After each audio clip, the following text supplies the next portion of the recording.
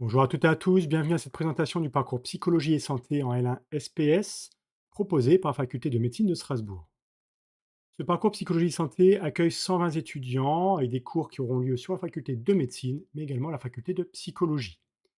Comme les autres parcours, 21 ECTS à valider sur l'année, et cette première année sera classante pour l'accès aux études de santé et validante pour passer en deuxième année de licence de psychologie avec 10 de moyenne. La psychologie, nous allons le voir, est une discipline qui comporte 4 grands domaines: la psychologie sociale, cognitive, clinique et la psychologie du développement. Alors au premier semestre, comme je viens de le mentionner, vous aurez les 4 matières, plus de la méthodologie clinique et de la méthodologie expérimentale. Nous allons revenir un peu plus en détail sur leur contenu. Vous voyez que la majeure partie des cours auront lieu sous forme de cours magistraux, en CM, en amphithéâtre, et quelques heures seulement de travaux dirigés, de TD. Vous aurez au premier semestre, mais également au second semestre, 3 contrôles continus de 60 minutes chacun, avec à l'intérieur entre 30 et 40 QCM. Vous ne serez pas interrogé sur ces 6 matières, mais généralement entre 3 et 4 de ces 6 matières pour chaque contrôle continu. Vous n'aurez pas d'examen spécifique à chacune de ces matières. L'objectif du premier semestre est d'acquérir un langage commun, connaître l'objectif de la psychologie et l'histoire de son émergence. Alors rapidement, voyons voir un peu plus en détail ce que nous avons.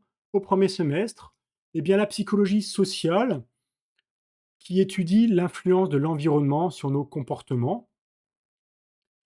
Et dans chacune des matières de psychologie, vous allez avoir un point historique, donc ici l'histoire de la psychologie sociale, avant d'aborder les grandes expériences classiques de psychologie sociale, des individuations, soumission à l'autorité, etc. Il faudra connaître parfaitement les différentes théories, les différentes expériences, et également les auteurs. À l'examen, la psychologie sociale sera présente au sein de 2 contrôles continus. À chaque fois, il y aura entre 10 et 15 QCM de psychologie sociale, mélangés aux autres matières. Et en psychologie sociale, il se peut qu'on vous demande de vous positionner dans un contexte particulier pour répondre aux questions et ainsi faire le lien entre votre cours et la vie quotidienne. En sciences cognitives, ici, il s'agit de savoir ce qui se passe un peu plus dans votre cerveau. Donc nous aurons l'origine des sciences cognitives et différents courants qui nous amèneront petit à petit au cognitivisme. Nous verrons certains concepts tels que le processus de traitement de l'information, les méthodes, les modèles en sciences cognitives et notamment les techniques d'imagerie cérébrale, puisqu'il s'agit ici de savoir ce qui se passe dans votre cerveau. Donc nous terminerons par des repères neuroanatomiques et neuropsychologiques.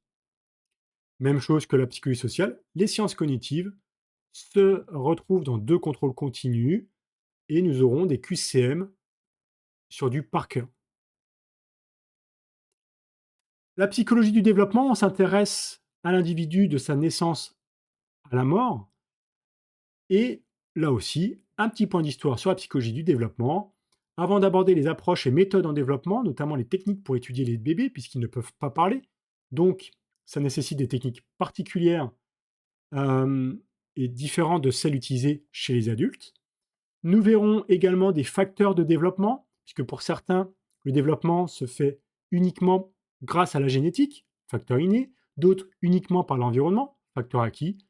Mais aujourd'hui, nous sommes sur des théories interactionnistes qui nous amènent à la notion notamment d'héritabilité, où nous allons jauger le poids de la génétique et le poids de l'environnement dans le développement des individus. Aux examens, vous aurez également 2 contrôles continus qui porteront sur la psychologie du développement, avec des questions qui peuvent porter plutôt sur l'approche méthodologique, comme des questions sur les expériences que vous verrez en psychologie du développement. La psychologie clinique qui vise à s'intéresser au traitement des troubles psychologiques des individus. Alors ici, il s'agira principalement de la psychanalyse de Freud. Donc nous verrons la naissance de la psychanalyse avec Freud au travers de ses rencontres, que ce soit avec Charcot, Bernheim ou Brouwer. Nous verrons donc l'ensemble de ces théories sur l'hystérie et la névrose. Quelques concepts psychanalytiques seront abordés et surtout, nous verrons également des études de cas qui permettront d'illustrer l'hystérie, le cas de Emma, les névroses obsessionnelles avec le cas de l'homme aura, ou enfin la paranoïa au travers de Madame P. Deux contrôles continus aborderont la psychologie clinique. Et ici, nous sommes globalement sur du par cœur. Pour terminer, abordons les différentes méthodologies cliniques expérimentales. Donc l'idée ici, c'est de comprendre la naissance de la psychologie scientifique, de comprendre la distinction entre psychologie, la méthodologie clinique et la méthodologie expérimentale, et nous verrons quelques méthodes de recueil telles que l'observation, les entretiens cliniques, les épreuves projectives telles que le Rorschach ou le TAT, au travers de différentes études qui permettront d'illustrer ces différentes choses. Là aussi, au contrôle continu, nous serons sur du par cœur. En règle générale, la méthodologie clinique est évaluée au travers d'un seul contrôle continu. Et enfin, la méthodologie expérimentale, que l'on retrouve lors du dernier contrôle continu. Il s'agit de s'intéresser à la méthodologie expérimentale, avec un certain nombre de concepts tels que les hypothèses, les variables, les types de mesures, etc. Donc ici, vous aurez une expérience de psychologie et vous devrez, au travers de l'expérience de psychologie, répondre à un ensemble de questions sur les différents types de variables, de données, etc.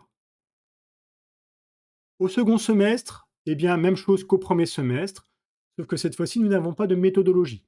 Donc vous aurez un peu plus de psychologie sociale, de cognitive, de développement et de clinique que des cours magistraux.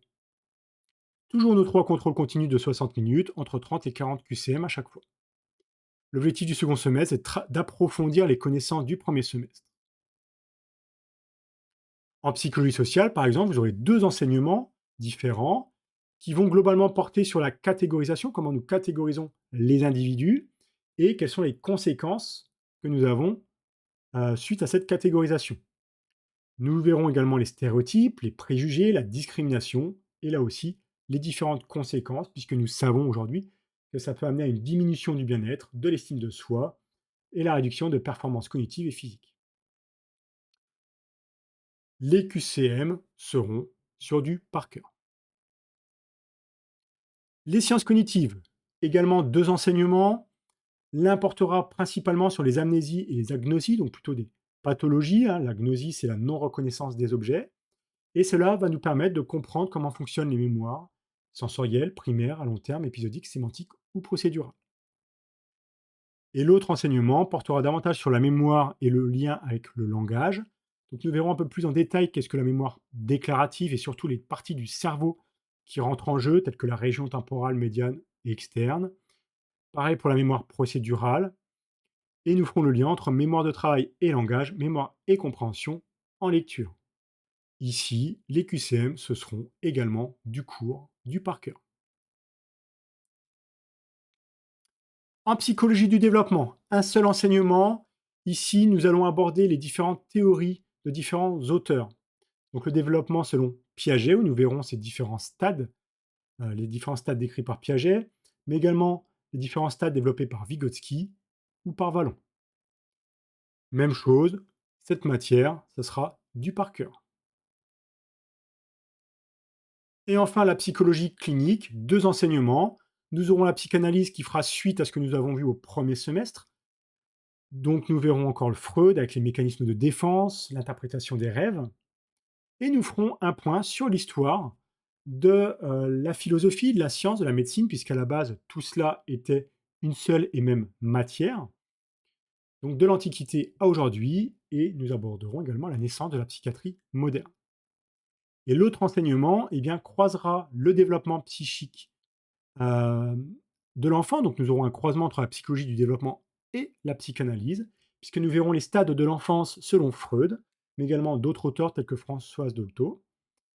Nous verrons la prise en charge de l'enfant et de l'adolescent, notamment pour certains troubles, la névrose, la psychose ou les troubles du spectre autistique. Là aussi, nous sommes sur du par cœur. En termes de méthodologie, pas de secret. Vous aurez une première phase d'apprentissage et de compréhension avec les livrets, les spot exams et les séances réalisées par l'enseignant au sein de la prépa. Donc vous avez vraiment une phase de compréhension, il faudra poser des questions à l'enseignant si nécessaire. Ensuite, il va falloir s'exercer, que ce soit avec le e-learning, l'école et les contrôles continus blancs qui sont proposés à la prépa. Et enfin, afin de s'assurer que vous n'oubliez pas tout ce que vous avez appris, il faudra réviser régulièrement grâce aux fiches récapitulatives proposées et au e-learning. Il s'agit ici de savoir garder en mémoire tout au long du semestre vos cours de psychologie, puisque dès les premiers livrets que vous aurez au mois de septembre, vous pourrez être évalué dessus au mois de janvier. Les prérequis, c'est du par cœur, le contenu est dense, il y aura quand même des expériences et des résultats à connaître, beaucoup de vocabulaire. Cependant, il n'y a pas de rédactionnel, ce seront que des QCM. Et comme j'aime le dire, c'est de la psychologie, ça parle de l'être humain, ça parle de nous. Donc il y a beaucoup de compréhension. On se dit que c'est pas si compliqué que ça, puisque ça parle de nous. Donc il y a beaucoup d'évidence quand même dans ces cours de psychologie. Les étudiants eux-mêmes ont tendance à dire que, en soi, c'est pas très difficile. Mais il y a quand même une charge de travail.